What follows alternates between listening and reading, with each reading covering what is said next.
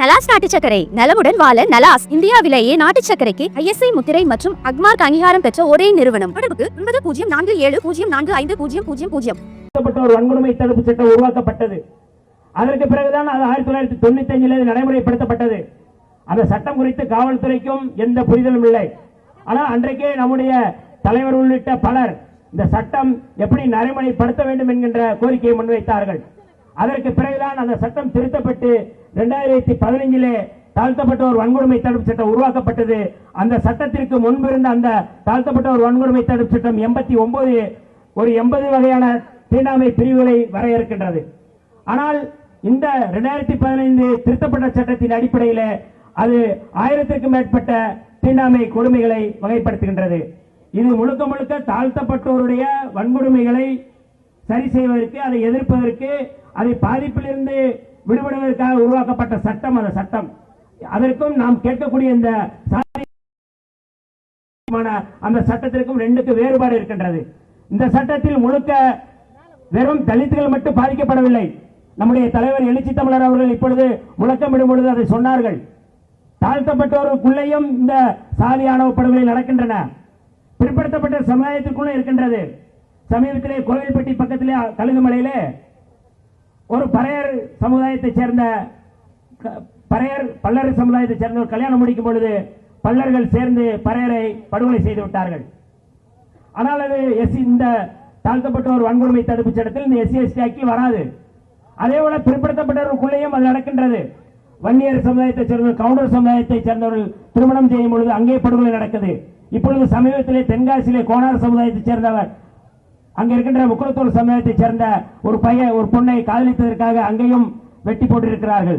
இது ஒட்டுமொத்தமான இந்த மானுட சமுதாயத்தின் பாதுகாப்புக்காக, இன்னமும் குறிப்பாக காதலிக்கின்ற இந்த இளைஞர்களுக்கு, காதல் திருமணம் செய்பவர்களுக்கு, சாதி மறுப்பு திருமணம் செய்பவர்களுக்கான ஒரு பாதுகாப்பை சட்டப்பூர்வமாக வழங்க வேண்டும். தாழ்த்தப்பட்டவர்களுக்குள்ளேயும் இந்த படுகொலை நடக்குது, தாழ்த்தப்பட்டவர் அல்லாதவர்களுக்குள்ளேயும் இந்த படுகொலை நடக்குது. இது SC/ST பொருந்தாது என்கின்ற அடிப்படையில் தான் இந்த ஆணவ படுகொலைகளை தடுத்து நிறுத்துவதற்கு தனி சட்டம் வேண்டும் என்று நாம் கோரிக்கை வைக்கின்றோம்.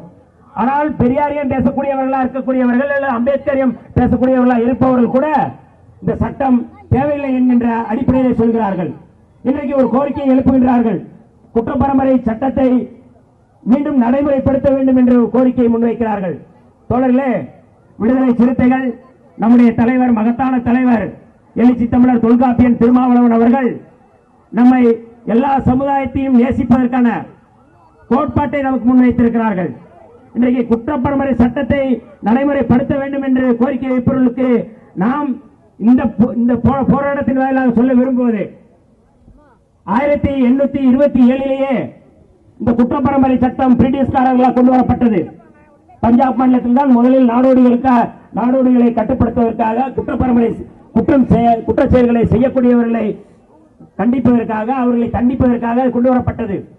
தொடர்களே, அந்த சட்டம் 1911 இந்தியா முழுக்க அந்த சட்டத்தை நடைமுறைப்படுத்தியது அன்றைக்கு இருக்கின்ற ராமானுஜ ஐயங்கார் என்பவர் தான் அந்த சட்டத்தை இந்தியா முழுக்க கொண்டு வருகிறார்கள்.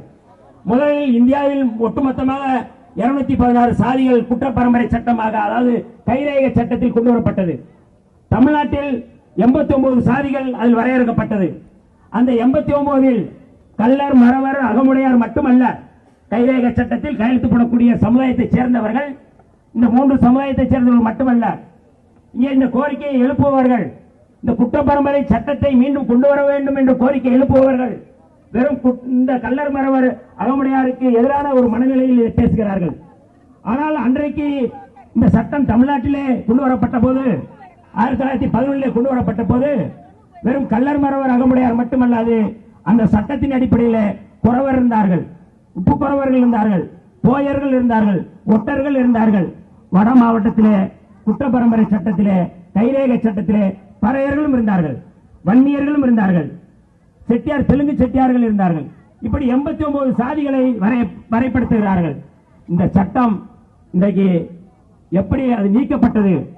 தோழர்களே, 1920 உசிலம்பட்டியில், பெருங்காமநல்லூரில் இந்த சட்டத்துக்கு எதிராக போராடினார்கள். அப்படி போராடும் போது 17 பேர் சுட்டு படுகொலை செய்யப்பட்டார்கள். அந்த படுகொலையிலே மாயாக்கால் என்கின்ற ஒரு பெண்மணியும் அதில் படுகொலை செய்யப்பட்டார்கள். அப்பொழுது முத்துராமலிங்க தேவருக்கு 12 வயதுதான். அப்பொழுது அதற்கு முன்பாகவே இந்த போராட்டம் வெடித்தது. 1933 புரட்சியாளர் அம்பேத்கர் அவர்கள் இந்த சட்டத்தை திருத்த வேண்டும் என்று வெளிப்படையாக அவர்கள் கோரிக்கை வைத்தார்கள். நம்முடைய புரட்சியாளர் அம்பேத்கர் அவர்கள் அவர் சொல்லும்போது சொல்கிறார்கள், ஒரே ஒரு செய்தியை மட்டும் சொல்லுகிறேன். புரட்சியாளர் அம்பேத்கருடைய அந்த கோரிக்கையிலே மிக முக்கியமானது, வெளிப்படையாக அவர் சொல்கிறார்கள், இந்த சட்டம் நீக்கப்பட வேண்டும். அம்பேத்கர் சொன்னது 1933 அவர் சொல்கிறார்கள். அவர் வெளிப்படையாக சொன்ன அந்த கருத்தில், இந்திய அமைச்சர் அவர்களே, குற்றப்பரம்பினர் எனப்படுபவரின் கொடூர நிலையை எண்ணி பார்க்க வேண்டுகின்றேன். குற்றப்பரம்பினர் நாட்டு மக்களிடையே சிதறி கிடக்கின்றனர். மும்பையில் எனக்கு ஏற்பட்ட அனுபவத்திலிருந்து பேசுகின்றேன். இவர்கள் இன்றைக்கு மிக மோசமான நிலையில் இருக்கிறார்கள். இந்த சட்டத்தை நீக்கம் செய்ய வேண்டும் என்று புரட்சியாளர் அம்பேத்கர் அவர்கள் அன்றைக்கு பேசியதன் விளைவுதான் 1947 ஜூன் 5ஆம் தேதி அன்றைக்கு சென்னை மாகாணத்துடைய உள்துறை அமைச்சராக இருந்த சுப்பராயன் என்கின்ற அந்த நீதி கட்சியினுடைய தலைவர்கள் ஒருவர் சொல்லும் பொழுது சொல்கிறார்கள், இந்த சட்டம் நீக்கப்படுகின்றது, இன்றிலிருந்து நீக்கப்படுகிறது. இந்த சட்டம் நீக்கப்படுவதற்கு காரணம் புரட்சியாளர் அம்பேத்கர் அவர்கள் சொன்ன கருத்துதான் காரணம் என்று அன்றைக்கு 1947 சொல்கிறார்கள். சுதந்திரத்திற்கு முன்பு தோழர்களே, இந்த சட்டம் நீக்கப்படுவதற்கு இன்றைக்கு குற்றப்பரம்பரையை சேர்ந்த கள்ளர் மறவர் அகமுடையாரை சேர்ந்த அந்த சமூகத்தினர் இன்றைக்கு குற்றப்பரம்பரையிலிருந்து வெளியேறுவதற்கு காரணம் புரட்சியாளர் அம்பேத்கர் அவர்கள். ஆனால் அப்படிப்பட்ட சமூகத்தை நீங்கள் எதிரியாக பார்த்து இப்படியான படுகொலைகளை செய்வது கண்டு வேதனை கொள்கின்றோம். அதான் இன்றைக்கு இருக்கின்ற பிரச்சனை. ஆகவேதான் நாங்கள் மீண்டும் சொல்கின்றோம், புரட்சியாளர் அம்பேத்கர் வழியிலே இன்றைக்கு சாதி ஒழிப்பை முன்னிறுத்துகின்ற, தந்தை பெரியார் வழியிலே சாதி ஒழிப்பை முன்னிறுத்துகின்ற நம்முடைய மகத்தான தலைவர் எழுச்சி தமிழர் தொல்காப்பியன் திருமாவளவன் அவர்கள் தலைமையிலே இன்றைக்கு சாதி ஆணவ படுகொலைகளை தடுத்து நிறுத்துவதற்கான சட்டம் ஏற்ற தமிழ்நாடு அரசையும் இந்திய ஒன்றிய அரசையும் நாம் கேட்கின்றோம். டெல்லியிலும் நாடாளுமன்றத்திலும் நம்முடைய தலைவர் அவர்கள் அந்த கோரிக்கையை முன்வைத்தார்கள். மக்கள் மன்றத்தில் இந்த கோரிக்கையை முன்வைக்கின்றோம். கட்டாயம் இந்த சட்டம் கொண்டு வரப்பட வேண்டும். அதுவரை விடுதலை சிறுத்தைகள் நம்முடைய தலைவர் தலைமையிலே போராடுவோம் என்று சொல்லி வாய்ப்புக்கு நன்றி கூறி விடைபெறுகிறேன். நன்றி, வணக்கம்.